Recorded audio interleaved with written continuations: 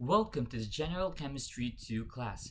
This section is on physical properties of solutions. This lesson is about types of solutions based on the amount of solute. Let's begin.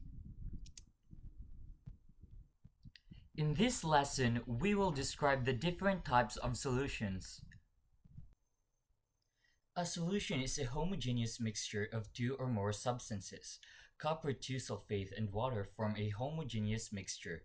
The resulting mixture has one phase, a blue liquid, hence, it is a solution. On the other hand, water, oil, and beans form a heterogeneous mixture in which each component is distinct from the rest, thus, it is not a solution. A solution is composed of solute and solvent. The solute is a component being dissolved to make a solution. Solvent is the medium in which a substance is dissolved. Usually, the amount of solvent is greater than the amount of solute. However, this is not always the case. There exist solutions in which the solute has a greater amount than the solvent does. For this lesson, we will focus only on solutions in which the solvent is liquid. Solubility is the maximum amount of solute that can dissolve in a given amount of solvent at specified temperature. The word soluble is a general term used to describe any solute that can be dissolved in a certain solvent regardless of the solute's physical state. Although this word is commonly used for solid solutes, for example, table salt is soluble in water while sand is insoluble. When the liquid dissolves in another liquid, the word used to describe it is miscible. For instance, when we say rubbing alcohol is miscible with water while corn is immiscible, rubbing alcohol can be dissolved in water while oil cannot. As a rule of thumb, a substance is considered soluble in or miscible with water if 10 to 33 grams of solute can be dissolved in 100 grams of water, or any solvent. If greater than 33 grams can be dissolved in 100 grams of solvent, the solute is freely soluble to very soluble. If less than 10 grams can be dissolved in 100 grams of solvent, the solute is sparingly soluble to insoluble. Factors affecting solubility include intermolecular forces between solute and solvent, temperature, and pressure for gaseous solutes. The first factor will be discussed in this lesson, while the others will be emphasized in separate lessons. Dissolution is the process in which a solute mixes with a solvent to form a solution. The process occurs as follows. First, solute particles separate from one another. Then, solvent particles separate from one another. These two steps are endothermic since energy is needed to separate particles. Then the last step would be the solute and solvent particles will mix. This step is exothermic due to the attractive forces formed between the solute and the solvent particles. Solvation is the process in which a solute particle is surrounded by solvent particles. A special type of solvation in which the solvent is water is called hydration. For endothermic dissolution, the amount of heat released upon a solute-solvent mixing is lower than the sum of heats involved in separation of solute and solvent particles. Such dissolution is accompanied by cooling of the resulting solution upon mixing.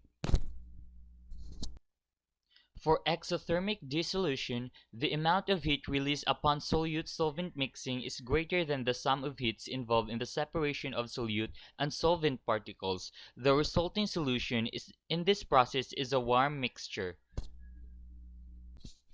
For a solution to form, the solute-to-solvent interaction must overcome solute-to-solute and solvent-to-solvent interactions.